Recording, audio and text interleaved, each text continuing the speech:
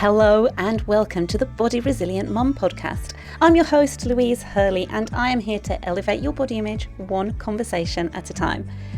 Most of us have grown up believing that a thinner, smoother, tighter body and face is better. And if we have these things, then we have succeeded and will live happily ever after. When we've been surrounded by this message all of our lives in some form or other, we tend not to question it. It's just the way of the world. But have you ever stopped to wonder whether these standards that we've been holding ourselves to are even possible to achieve? And if we do try to match these standards, like losing weight or trying to remain wrinkle and dimple free, is it actually healthy? As mums, we feel under so much pressure to succeed in all areas of life, including trying not to look like we've grown and birthed a tiny human. This podcast will encourage you to challenge your long-term beliefs about what your body should look like and help you to move from a place of conflict with your body to a place of peace and acceptance. Welcome back to another episode of the Body Resilient Mum, and I am super excited because today I'm joined by Ashleigh Chapman. So good. Hello. Ashleigh is... Ash, are you a psychologist, a counsellor, or both? Will you... I am a counsellor, so I'm a registered counsellor, but all of my both my undergrad degrees are in psychology. Yeah, but I just decided to do my master's in counselling. Yes, love it. So we're going to be talking today, Ash, about how body image affects intimacy in motherhood, intimacy with your partner, maybe even with yourself. It's a huge topic, and Massive. as we were just saying before I pressed record, should have pressed record earlier, but as we were saying, we don't often get the chance to talk about it as mums. There's so much other stuff that seems to come to the surface first, and then we go home and it's behind closed doors. This is when we think like, oh, I really want to talk to someone about this, and we don't often get the chance to do it. So I'm so happy that you're talking to me today, Yeah. and so many other mums can listen as well. Before we get going, Ash, could you tell us, who you are, where you are, and hmm what you do, kind of in a nutshell? Yeah. So yeah, my name's Ashley. I am a mother of two, which is still taking some adjustment because my second is just a 3-month-old. So I'm in the midst of postpartum with everyone else at the moment. So this feels really raw and fresh for me, which is really cool. So yeah, I have a 3-year-old and a 3-month-old. I'm here on the Central Coast and I have a private practice, a counselling private practice where I work predominantly in the perinatal space, working with trauma and working with couples and new parents as well. And yeah, I think the perinatal space kind of found me because that's the season I was in. And lots of mums kind of appreciate that, kind of seeing a professional, a counsellor who's also, some of our sessions start off with like, how much sleep did you get last night? That kind of thing. We're both kind of in it, Yeah, sitting there with our coffees. yeah, But yeah, I'm really like in the trenches with a lot of yeah, the mums get and it. couples I work with. I completely get it. Mhm. So yeah, bit of personal stuff is I have 2 kelpies. I love running. I'm trying to be an endurance runner again, but logistics. Yeah, time. And I'm currently, trying to make Taylor Swift my whole entire personality right now. So I'm a converted Swiftie. I So love it. Yeah, absolutely. And it's only like when you get to sit down and you listen to all the lyrics, you're like, oh my God, yeah. oh, I okay. didn't know I was a Swiftie all this time. Yes, yes. So yeah, that's a little bit about me. So Ash, so many mums, we talk about feeling like sometimes a completely different person after having children. And that goes from like physically, emotionally, like everything. From your perspective as a counselor, Mm. um, how do these identities or these identity changes and body changes affect the way that we can connect with our partners? Yeah, I think it actually comes down to how we're connecting with ourselves Yes. first before Mhm. we can even connect with our partner. We have these, I mean, we all get touched out in motherhood. So there's already that already distance between ourselves and our partner because our Mhm. bodies have tended to little people all day. we don't then want to tend to our partners at the end of the day, kind of thing. But in terms of our own body image and our own self-worth around that, what I actually find is a lot of mums, when they're coming to therapy and we're talking about this sort of stuff, don't even consider themselves as a sexual being anymore, desirable, lustful, anything like that. They're not feeling attractive within themselves. And what I say to women is, and then they go, how am I meant to kind of, show up sexually for my partner or intimately for my partner when I don't want that for myself? And I always say, you know what, fair point, because us as women deserve a good sex life. Like we deserve that. Our bodies aren't there to show up for our partners. They're there to show up for ourselves. So I really, before we even work through the couple stuff, even if the couple are coming to see me, I work through this individual basis first around desire for self, feeling like a desirable person, feeling like a person who gives back to their own body and appreciates their own body. And, not, we don't have to love our entire body. Like, let's be real. We don't have this holistic love of, I just love everything about me. We're going to have spots Yeah. on us where we're like, could be a bit better, or like, oh, that makes me feel a bit self-conscious, and that's just part of being human. But it really has to start with that self-worth and that self-love around, I deserve a good sex life. I deserve to feel desirable in myself. I deserve to want to engage in cuddles and kisses and affection and play with my partner because I feel good and I want that and I Yeah. deserve that, rather than I need to do this for my partner, if that makes sense. Total sense. Because then if you miss that step out where you can connect with yourself and discover what Yes. you want, you're then just serving another person. It's like you've been functional and serving to your children all day and your babies, and then you just do the same for someone else. And yeah, like it Yeah. suck the joy out of it completely. Yeah, absolutely. Absolutely. And, like, your body just feels different.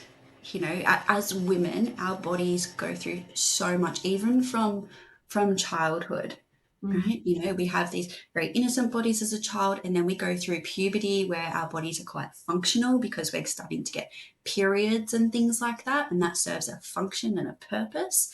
And then, we start to become more of a sexual being, hopefully as adults. mm, We're becoming into that sexual part of ourselves, someone who desires, someone who experiences lust and intimacy and things like that. And then we have babies, we fall pregnant, and our bodies become functional again. yeah. And we have to try and find this space where we're now stepping into desire.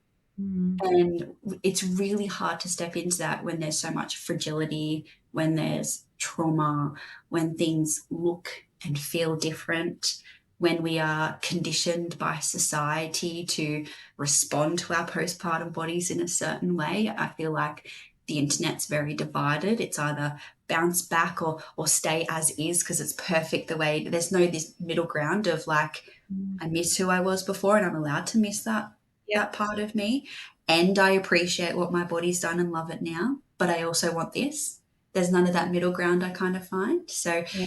it's really hard to navigate. There's so much noise. I agree so much, and so much noise on such little mental energy that you have left as well. It's no wonder, 100%. we find it hard to make sense of either what we're feeling or what we're not feeling. It's really hard to make it clear, make it feel clear. Yeah, yeah, absolutely. So I think in the counselling space, what I'm really encouraging women to do is start to explore themselves again, outside of a mum, outside of being a partner, and finding that touch point with themselves where they feel like they are desirable in their own bodies. Yeah. And sometimes those words, gosh, when you're thinking of, you said the word desire or desirable and um, sexual, gosh, those words feel so far from Oh, postpartum, don't I they? like I'm 3 months postpartum and I'm like, no, don't even like. And that kind of brings me really nicely onto my next point or my next question. Yeah. What are some of the things that partners often misunderstand about these either body image struggles or these internal struggles that we're having during pregnancy and after pregnancy? Mm. And how can they offer some support, like without accidentally saying all the wrong things? Yeah. So often partners are taking this as rejection, Yeah, yeah. and also this confusion. A lot of partners are kind of coming to the space saying, I adore her body. I don't see anything different. If anything, I adore her body more now because I've seen what it can do and how amazing and blah, blah, blah. But that internal dialogue, they're really not Yeah. seeing. They're kind of seeing that logistical, look how well it functions. It just produced a human. And it's so much more than that. So when and I predominantly see heterosexual couples, so I think that's really important to kind of note as well when we're working with men versus women, because we have different narratives that we oblige by in society as well. So men are mostly coming to me in those couple of sessions saying how rejected they feel. Mhm. And it's actually got nothing to do with them. There are those wider things around mental load, unfair parenting, and things like that that can impact intimacy and desire. But when it comes to body image and how we're feeling within ourselves, a lot of that time when we are saying no, or we don't want to pursue sex or intimacy, sometimes even just cuddles, kisses, things like that, men take it quite personally, like, oh, I've done something wrong, or think, or I'm not efficient, or how can she be so lovey and kissy and cuddly with the kids all day, and then I ask for a kiss and cuddle at the end of the day, and then like my head's bitten off, kind Yeah. of thing. So they're taking it quite personal, and it's not really personal at all. Oh, Again, yeah. side note with mental load and things like that is personal. That's a whole other conversation. Yeah. That's a whole new. No one wants to kiss someone they've got to take care of. But in terms of, yeah, if we're coming back to that self-worth and self-desire and internal dialogue around our body image, that's the kind of narrative playing out between couples is often mum is going, I don't feel like a sexy person. I don't feel like a sexual being anymore. I don't feel like I have sexual needs. I feel like my libido is all over the place. My body doesn't even feel like my own anymore. When I look in the mirror, it feels so foreign, like we've got the image that we portray back to ourselves. We also have our fluctuating hormones. So biology is kind of against us at this point too. And then we have a brand new body to navigate. Yeah. So when all of those things kind of come into play, kisses and cuddles and maintaining a relationship is not at the forefront of Absolutely. anybody's mind. So what I'm doing in therapy is trying to take this out of being so personal, and creating a space where couples can then communicate to those things without either one feeling rejected. So my biggest tidbit for partners who are feeling that rejection from birthing mothers Mm. is to have a space of vulnerability and express that you feel rejected without making it her problem to solve. This is your stuff. You have to own your own feelings. She's not going to fix them for you. You're allowed to express things like, I need more cuddles. I need more from you. She doesn't have to follow through. And Yeah. you don't need to take that personally. Mm. And if you can put your stuff aside, because this is not your season, put your stuff aside and understand that we're in a different season. We will find a way back. And if I can be vulnerable and compassionate towards my partner, she's probably going to come back a lot quicker. Yeah. So That is that's golden. kind of where we Okay. go. That's so, so important because a lot of the time as well, when it's like, we're talking about feeling rejected, it's usually like you doing this has made me feel rejected. And really hard, I think, for a lot of people, like myself included, sometimes to own that feeling and to say, I feel like this, and say, you're right, it's not your problem to solve. I feel like this. It's so easy to say, you have made me feel like this. Yeah, 100%. And like how unfair to kind of go, oh, because you don't give me a kiss and cuddle, you make me feel rejected. And now we have a birthing mother who is in the midst of postpartum, whose body feels functional for everybody else but herself, now feels like she has to tick a box for her partner just so he doesn't feel rejected and she has to caretake for him again. That is not a one-way ticket to more affection. That is going to create even more distance and probably shame for her. Oh look, I can't be a good partner. I can't be a good wife because I'm trying to do all these things over All the here, yeah, you know. terrible. So I think, one, and I don't mind speaking to my own personal experience too. One thing that my partner and I did in the pregnancy is I let him know, whilst I'm my body and I have to take care of the babies more intensely than you do right now. I'm a breastfeeding mom, so like my body literally is it. um, but whilst I'm caretaking for the children and the family, I need you to be more responsible for our relationship. So I'm not going to initiate kisses and cuddles with you, not because I don't love you, but Mm, because it's not at the forefront of my mind right now. So he has that understanding of like, okay, if I want to kiss and cuddle, I'm going to have to come up, then it's going to look different. Yeah. I'm not always going to be quite receptive. I might be really touched out that day. And it's something that we're really open to communicating about. But my part is prefacing that at the start. So I'll say to him, nothing to do with you. I'm really touched out. Hattie's been cluster feeding all day. The last thing I want to do is make out with you. mm, Love you.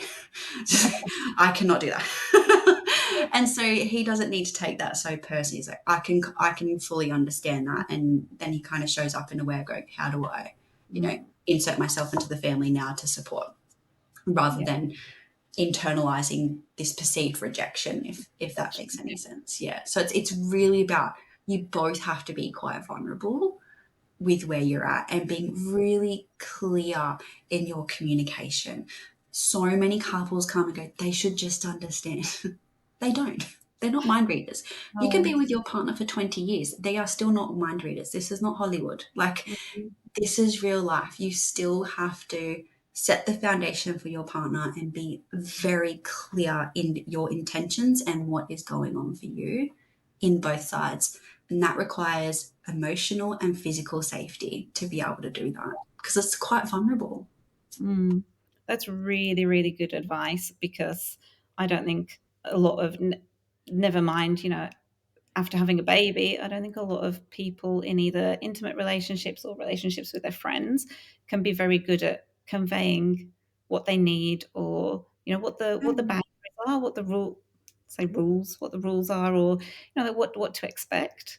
And I don't mm, know, as a first time mum sometimes as well, you're like, I don't know. So you're kind of going through this thing mm. together where you're like, well, I don't know and you don't know, but let's try and be as clear as possible. Man, Yeah. it's hard.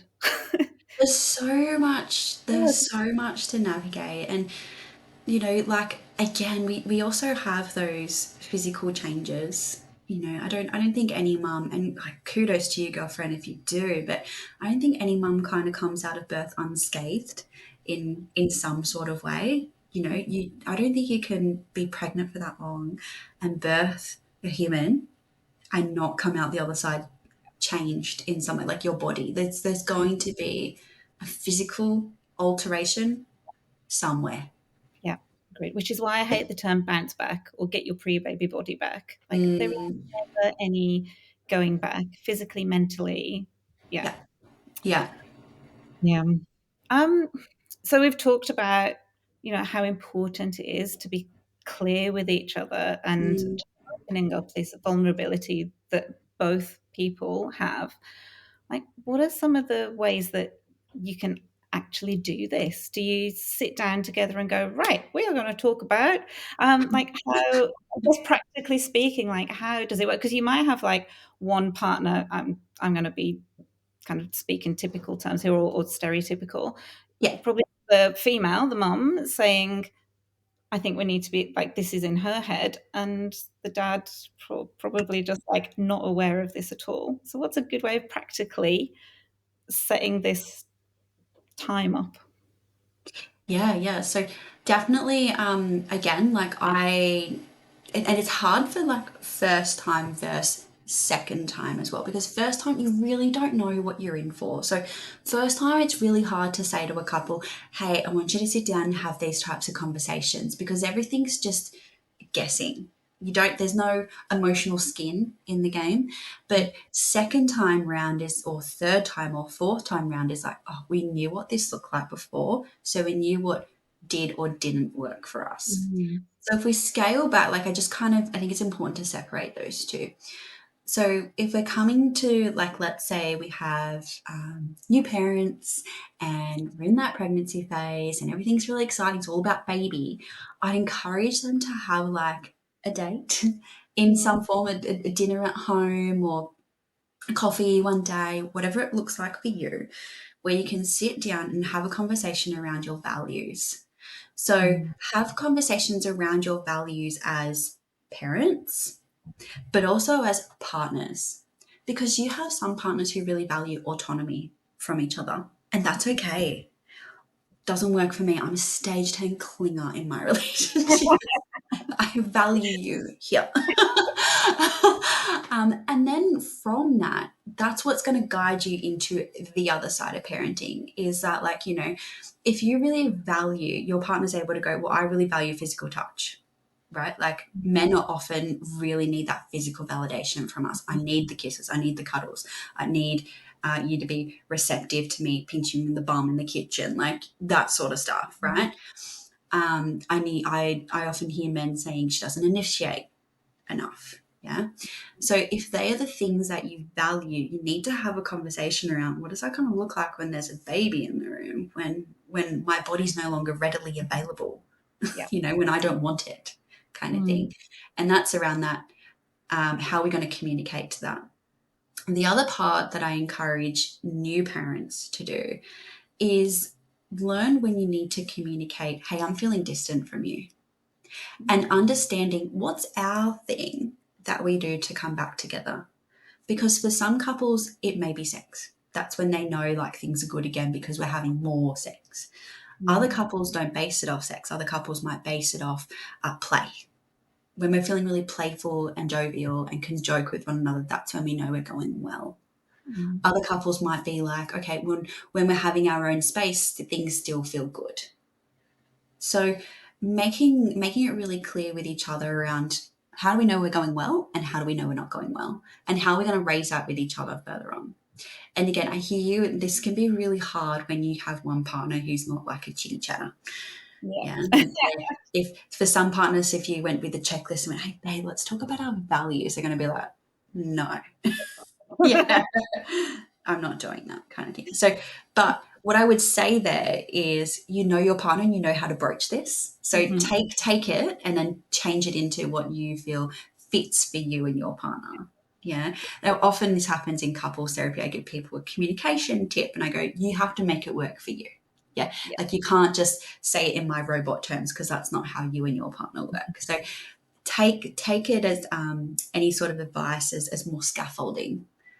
So we're trying to get back on the same page with our values. How you have that conversation might look different. A lot of couples then just kind of go, well, we're going to go to couples therapy, because that's what we do in there. We kind of mediate those conversations. It doesn't have to be. I have had a couple of new parents come in pregnancy, and it's been more around prep work. Like, how do we keep this? This feels really good. How do we keep it when we have a baby? Because everyone tells us it's going to go to shit, and we don't want that. So yeah, we can kind of get that practice working. We don't have to wait till things feel dire. So yeah, but again, coming back to that, I know it sounds so cliche, counselor, like communication, but it really, it works. Yeah, it really comes down to that. So often if you do have that partner who doesn't like to chit chat, I always say trap them. Do raise these conversations. If it feels safe, raise these conversations in things like the car.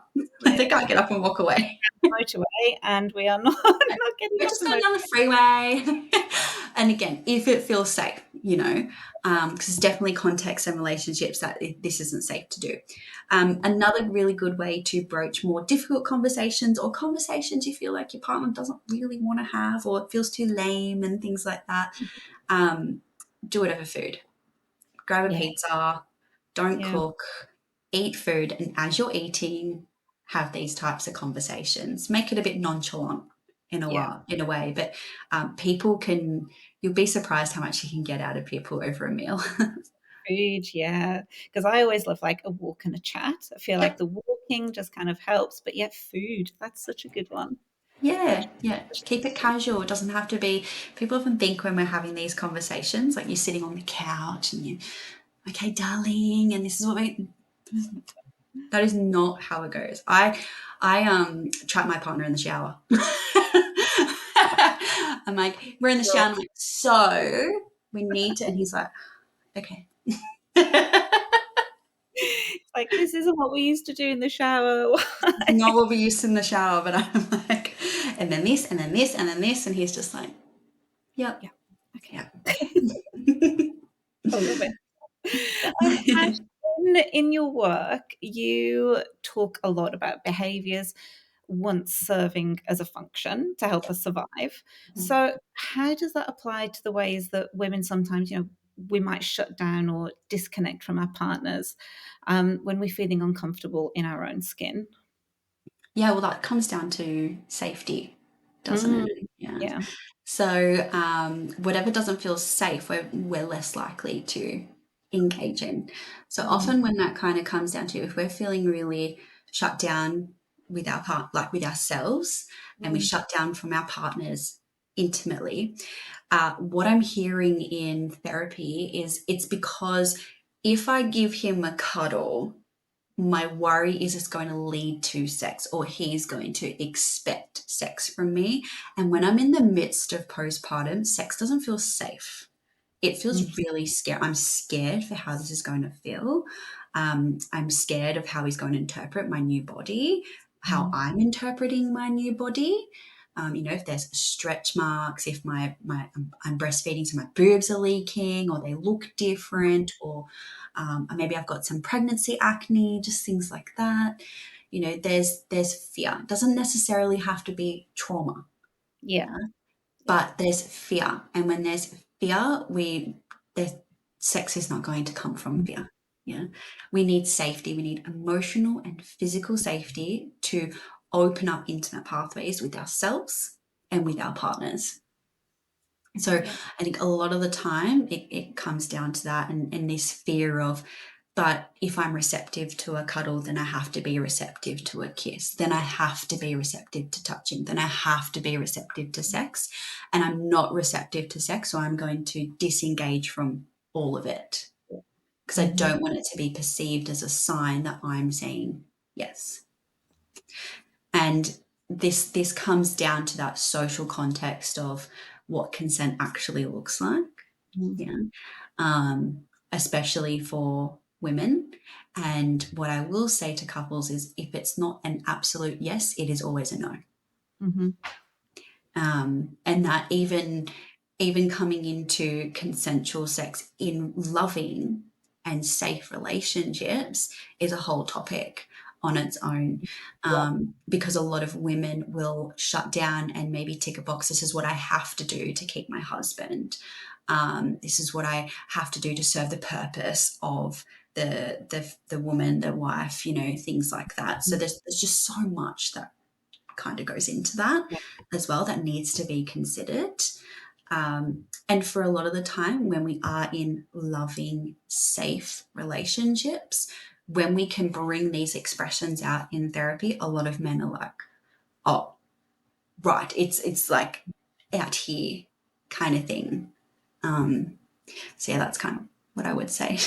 Yeah, I love that because, yeah, I think even women, sometimes we don't make that connection, Mm. not knowingly, not consciously anyway, and so, there's that fear, and not necessarily, like you said, fear of, with through trauma or fear of being, like, in an unsafe situation, but Mm.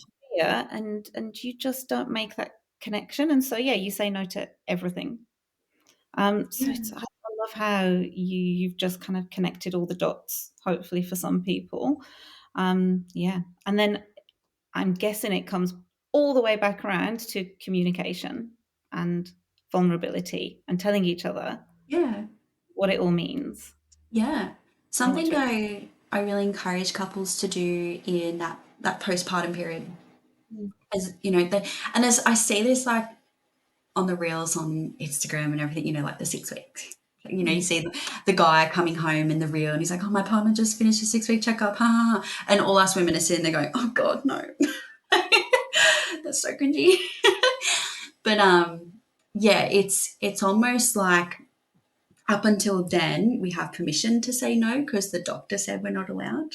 Yeah, it didn't Yeah, come yeah. from me, and this comes down to that good girl narrative and the socialization of women as well, and how our bodies have been socialized to serve function for men, all this sort of stuff. Um, but after that, it's often really scary no man's land because, like I said, if I'm open to a cuddle, do I have to be open to sex? I would love this cuddle, but I'm too Mm. terrified you might think that I want to have sex and I don't want to reject you by saying no. So I'm going to go along with it. And so I'm just going to shut it all down. And then, yeah, we shut it all down. But what I kind of say to couples is just take sex off the table. Have a conversation with each other to say, we're not going to have sex this month, like till like the 30th of October, whatever it is, doesn't make, and being very clear, doesn't make the 30th of October a sex date. Just FYI. It doesn't mean Red we, yeah, calendar. like let's just be really clear. It doesn't mean on 30th of October we're going to have sex on that day. It just means, can we take it off the table? So whatever advances I perceive from my partner aren't advances because we've just taken it off the table. So if he gives me a kiss, if he kisses my neck, I don't have to go, does he want to have sex with me? I'm just going to shut down over here.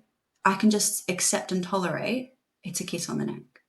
Does that make sense? Like, and I think for some couples, they've come back being like, that was brilliant because now we are more affectionate with one another because I'm not scared he's going to try and have sex with me and I have to reject him and hurt his feelings. Mm. Um, so yeah, just completely taking it off the table for a bit until it feels safe. And then on the 30th of October, you have a conversation around, does it feel safe to do that? And for a lot of women, they're like, I actually kind of want to because now we've got this safe physical touch.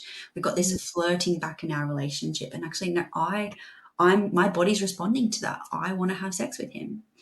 Yeah. So yeah, something to give a go. It kind of answers my next question because I was going to ask, what are some ways that couples can strengthen their relationship or strengthen their intimacy that doesn't involve sex, that Yeah. or doesn't involve any of that? So yeah, I feel like you've just answered that question already. That's really really helpful because again, like you've got that clear communication. Yeah. There's a not an end point, but a date that you're saying, well, let's reassess, let's see how it is. It's Yeah. kind of like I'm going to liken it to exercise and my coaching. When you've got someone who wants to be a runner again, but they're going to miss out all the strengthening exercises. They're just going to go straight in for the run, and that can feel big and scary. So for some Mm, women, they're like, "Oh, well, I'm not going to do it again." But mm, it's taking the running off the table and going, okay, little steps. We'll work on calf strength. We'll work on pelvic floor function. We'll work on all the things, and then at the end, do you feel like you could go for a run? So it's kind of like yeah. almost the same thing. To add to that though, like, you know, when you're talking about like how we'll add in other things that you can add in as a couple that, you know, don't need to lead to sex are things like other areas of touch. You know, so you might do massage, but Mm, I don't like what I say to these couples is I don't recommend intimate massage. You know, so nothing that's too close to the more intimate areas of the body, like a neck or a back. Hand massage. For some women who've experienced birth trauma, I start with the outer limbs. So I'll mm, say things like a hand massage from your partner, a foot massage from your partner. Then when that touch starts to feel safe, arm massage. Then when that starts to feel safe, we can get to the back. You know, we really need to start quite small, and keeping things successful for our bodies to experience safe touch again. You know, and then again, you know, if you've got areas of your body that you're feeling, you know, you look in the mirror and it's just like this just doesn't feel like myself, or maybe I'm not happy with that part of my body anymore. You know, for a lot of women, for myself even, we can struggle with our tummies, with the way Mm, that they look postpartum. That can be a really sensitive point. So mm, again, communicating that to your partner, you don't have to highlight and go, look at my belly. It's just more of a, babe, I'm really conscious of how my belly is. So I don't want you touching it, that yeah. kind of thing. Exploring that yourself. The other part is with the communication is reinforce each other. Yeah. Reinforce and say to each other what you do like instead of what you don't want. So if Mm, your partner comes up and gives you just a kiss on the cheek, or they just say to you, oh, babe, I like that top, or you look good today, or your hair looks nice, say thank you. mm, Thanks, babe. That made me feel really nice. I really liked it when you did that. Yeah. Rather than always nitpicking at each other for what you don't want, yeah. so it's a bit like parenting. Start to notice the things that Yeah. you do like. Like, babe, I love it when you just come up to me and give me a kiss on the cheek and that's it. Like, I really like that. Or if you have a really intimate, lovely kiss, say that, like, I really enjoyed that. You know, I felt sexy or something like that. Mm, Yeah. And when we can take sex off the table, you then don't have to follow it up with a, oh, but I don't want to have sex with you. But that felt good, but I don't want to have sex with yeah. you. You know, that's really confusing. But yeah, reinforce and notice what you are liking that your partner is doing. You know, oh, babe, when you told me a couple of days ago that you thought my makeup looked nice or my hair looked nice, I felt really good that day. You know, Mm, just things like that. yeah. That's really good advice. So you wouldn't even have to do it there and then. You could kind of process it and go back a few days and go, oh, when you did that. Yeah. Yeah, That's yeah. lovely advice. So good. Um, Ash, if a mum, hopefully your mum's listening now, if they're listening and they feel disconnected from, both her body and her partner, what's Mm. one small, I'm going to put you on the spot, what's one small realistic step that she could take away to start rebuilding that connection? Back to herself and her partner. Yeah. Yeah. Self exploration, no matter what that looks like. It can be things like exploring yourself with a new wardrobe. You know, what kind of clothes fit my body and know I feel sexy in, things Mm. like that. It can be exploring different underwear. Go out and buy yourself some really feminine, girly underwear that's comfy, of course, you Yeah. know. You know, go for the lacy stuff that make it comfy. Yeah, but just for you. Do it for you. You know, Yeah. go out and buy the pretty bra because you're like, I feel good in that. I don't give a shit what my partner thinks. Like, I feel good in this bra. This feels good. Yeah. Explore what feels good for you again. In the shower, when you're washing your body, when after the shower, when you're moisturizing your body and you're engaging in that non-intimate self-touch, what kind of touch feels good? What areas of your body feel good? And can you treat that with kindness? Especially in motherhood, we kind of, Oh God, no, yeah. because I can hear the baby crying, but the baby's not crying.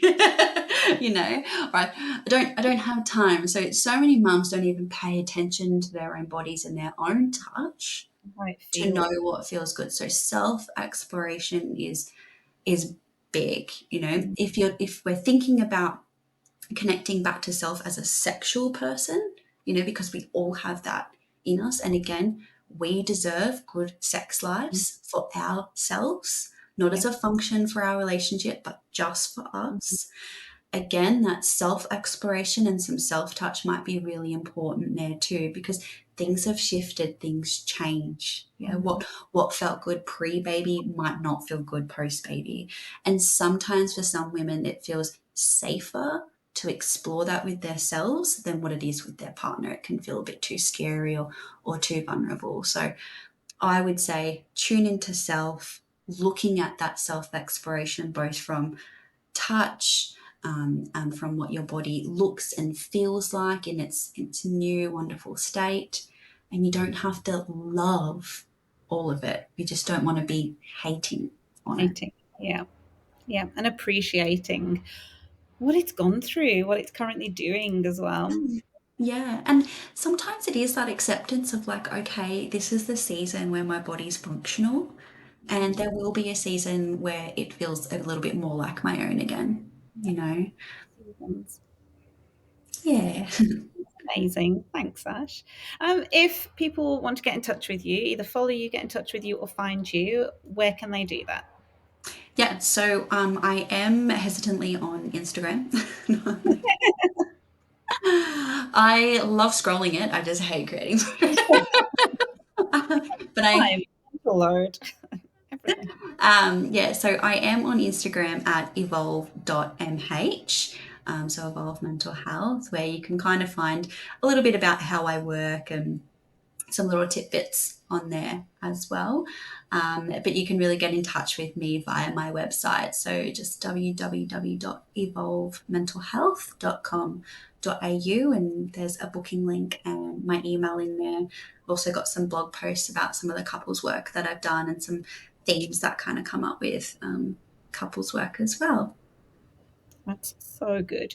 That has been so helpful. Like I have learned lots, and I hope everyone else listening has learned lots as well. I'm gonna go corner my partner and go, right, let's talk, let's connect. Let's Well, I will just to boast for a second.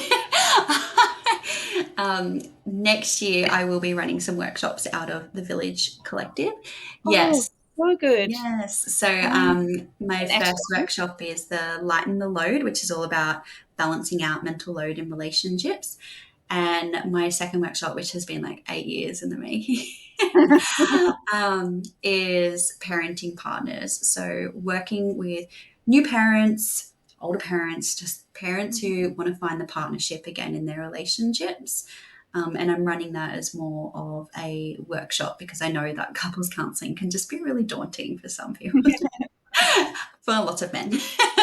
um, so I'll be running that out of the Village Collective and thinking about bringing that back online too, to kind of make it really accessible for people. So that's where we'll be really talking about how we move from parenting, being co-parents, into, hey, we actually have a relationship here that's outside of being parents as well. Yeah. Oh my goodness, that sounds Yeah. amazing. You get that to last as well. I mean, there's good ones, but yeah, so good. And that info will be on your website at some point. It will, yes, yes. I've just, got to get rid of that imposter syndrome and actually post it. I always think no one cares for this. Even the mental health professionals go through this, so it makes us all Oh, we human. all do. We all do, absolutely. Ash, thank you so, so much for talking today. It's been an absolute pleasure and so, so informative. Oh, thank you so much for having me. It's a privilege. Thanks, lovely. See ya. Bye. If you've enjoyed what you've heard, make sure you hit follow wherever you listen to your podcasts, rate and review so that more mums can start to challenge societal norms when it comes to what their body should look like. For further information on what I've covered in this episode or to connect with me in person, head to the link in the show notes. You'll also find the link to enroll in my online course, The Body Resilient Mum Project.